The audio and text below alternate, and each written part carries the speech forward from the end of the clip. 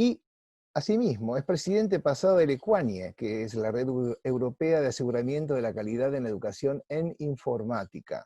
EQUANIE es la sigla en inglés de European Quality Assurance Network for Informatics Education. Y también de CODI, ha sido presidente pasado, y CODI es la Conferencia de Directores y Decanos de Ingeniería. En cierta medida es el CONFEDI de España. Y tenemos nosotros entonces que el profesor Dendrel Vidal va a realizar la primera presentación, Volver al Futuro, primera parte, programando la educación universitaria en época de pandemia. Eduardo, tienes el auditorio delante tuyo. Al punto que conforme está evolucionando la pandemia en el país, nosotros estamos en plena fase de desescalada, como he dicho anteriormente, se presupone que vamos a salir del estado de alarma a finales de mes, pero todavía no sabemos exactamente qué condiciones sanitarias nos vamos a encontrar en septiembre y octubre, y por lo tanto un problema que tienen ahora los centros es cómo planificar.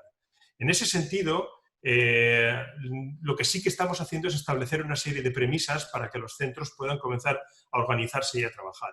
En primer lugar, tenemos claro que van a haber una serie de restricciones y condiciones de asistencia. De hecho, hay una distancia física, social, que se suele denominar entre el personal de 1,5 metros establecido. Esta distancia física de 1,5 metros nos lleva a tener que planificar espacios con 2,5 metros cuadrados, más o menos, por persona. Esto nos limita los aforos en los espacios habituales. Por otro lado, tenemos que atender a grupos vulnerables. Hay profesorado que, no sé, en su país, en España, se ha establecido que con más de 60 años y en otras situaciones de riesgo, pues profesores que han tenido determinadas enfermedades o que padecen determinadas enfermedades, son grupos vulnerables que hay que atender. Entonces, en la nueva normalidad, que es como se llama esta fase en la que vamos a entrar ya en julio y que prevemos que vaya a ser, esperamos así, todo el mes todo el curso que viene, exceptuando los posibles brotes que puedan haber, hay que atender todas estas circunstancias y, por lo tanto, estos grupos vulnerables hay que darles preferencia para que su docencia sea a distancia o no presencial. Con todas estas premisas, la Consejería de Educación de aquí, de la Comunidad de Valencia, que es donde está nuestra universidad, que tiene las competencias de educación, se reunió con los rectores y del 3 de junio se emitió un comunicado en el cual se establecía que el desarrollo para el primer cuatrimestre del curso siguiente sería semipresencial, a través de un modelo que ellos denominan híbrido, tal que las clases teóricas normalmente van a ser no presenciales, las clases prácticas va a haber presencialidad siempre que sea posible y que se ha especificado en que se destaque la característica de priorizar un sistema de evaluación continua. Por otro lado, el Ministerio, el 12 de junio, tan reciente como el jueves de la semana pasada, estableció unas recomendaciones donde de nuevo se hablaba de una ocupación de instalaciones con garantía de separación de 1,5 metros entre el personal, que si esta ocupación establecida con esa ratio permitiera que todos los estudiantes accedieran a una actividad, entonces esa actividad se podía utilizar de manera presencial, pero en caso contrario, si no fuera posible el desarrollo completo en presencial de esa actividad, habían de adoptarse medidas para hacer la actividad de manera online.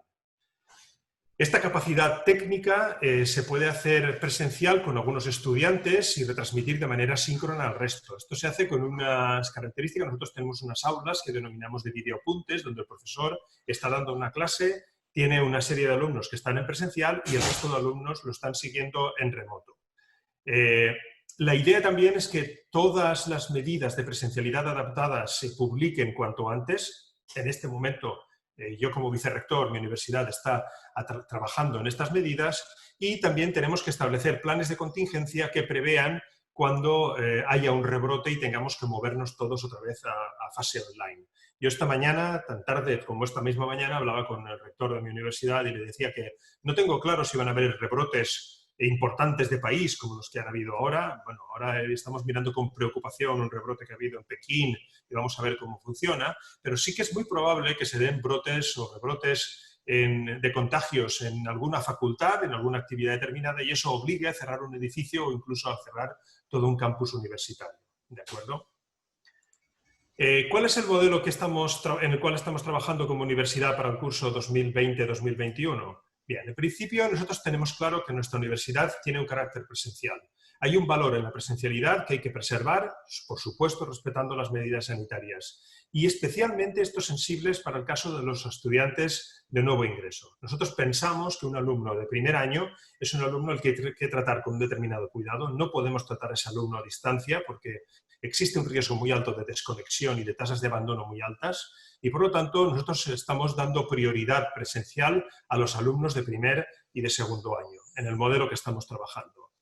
Es un modelo que debe ser escalable y adaptable. ¿Esto qué quiere decir? Que en un momento determinado, con unos calendarios preestablecidos, se permite adaptarnos a las diferentes circunstancias que existan. De hecho, las escuelas están trabajando en un calendario establecido tal que las actividades que puedan darse en presencial se hagan presencial, las que no se hagan en remoto o con Microsoft Teams o bien con las aulas de videoapuntes que les comentaba hace un momento. De manera que si existe un rebrote, esas clases que pueden estar dándose en presencial pasen a darse inmediatamente en online. Pero siempre buscando que exista una mínima presencialidad que normalmente va a atender a la parte práctica de las asignaturas.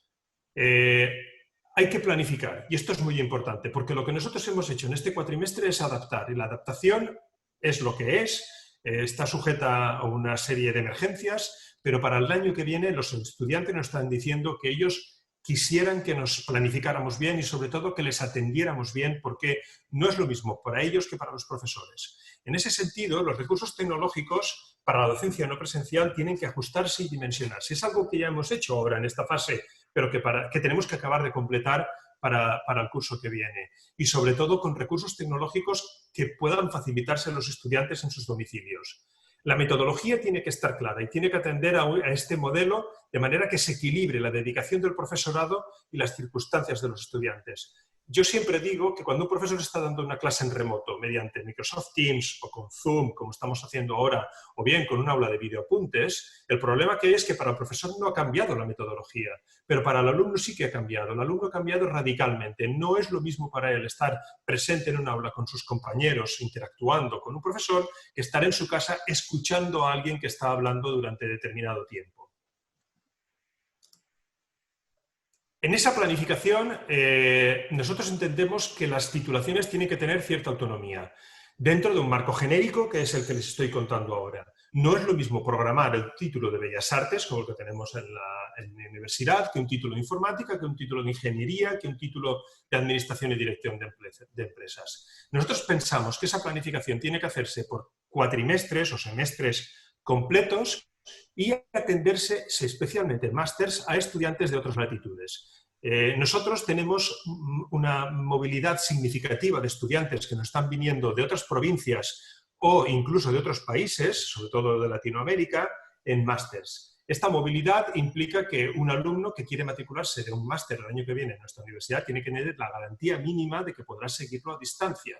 Esto está comenzando a arbitrarse en casi todas las titulaciones de máster en nuestra universidad y me consta que en algunas otras universidades del país. Es decir, habilitar la garantía de que el alumno va a poder asistir a distancia durante todo el curso que viene, sobre todo cuando son de otras latitudes y que no se van a poder desplazar a la universidad.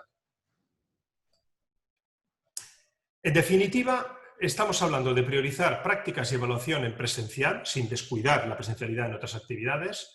Estamos hablando de que se deben de implantar metodologías docentes y de evaluación que tienen que ser coherentes con esta situación de semipresencialidad a la cual vamos. Se va a priorizar una evaluación continua, como hemos comentado anteriormente, donde sobre todo la parte formativa prime. Y, muy importante, nosotros estamos diciendo a todos que las actividades a distancia tienen que registrarse, tienen que grabarse para que los alumnos tengan oportunidad de poderlas visualizar cuando puedan. No vamos a poder en una actividad síncrona exigir que el alumno esté conectado desde su casa. ¿Por qué? Porque puede tener problemas de conectividad, puede tener problemas de compartición de recursos informáticos. Pero por el contrario sí que le podemos exigir que acabe visualizando esa actividad y para eso la actividad, como digo, tiene que estar grabada.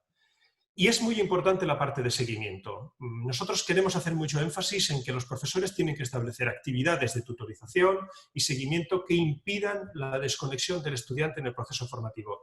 De lo contrario, vamos a tener unas tasas de abandono muy altas. Y esto es clave en el modelo en el que estamos abordando. Yo creo que los medios tecnológicos, como he dicho anteriormente, ayudan.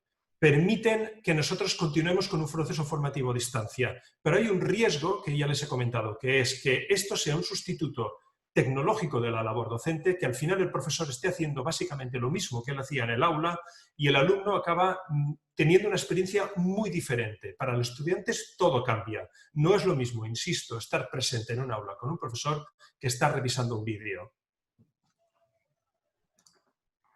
Yo acabo casi aquí, otra vez me subo al DeLorean y en este caso me muevo a la presentación que va a tener ahora Uriel, que va a ser más como la segunda parte de Volver al Futuro, en el cual él sí que va a escrutar un poco en el 2015, si no recuerdo mal, Uriel, cómo es o cómo se interpreta que puede ser esta educación del futuro. Espero haberles ayudado un poco en esta pequeña presentación, en el cual he querido presentar un poco cómo desde mi universidad nos hemos sobrepuesto a esta fase inicial y hemos comenzado a preparar lo que sería el curso que viene. Muchísimas gracias a todos y quedo a su disposición para tener preguntas y coloquio posterior. Muchas gracias. Muchas gracias.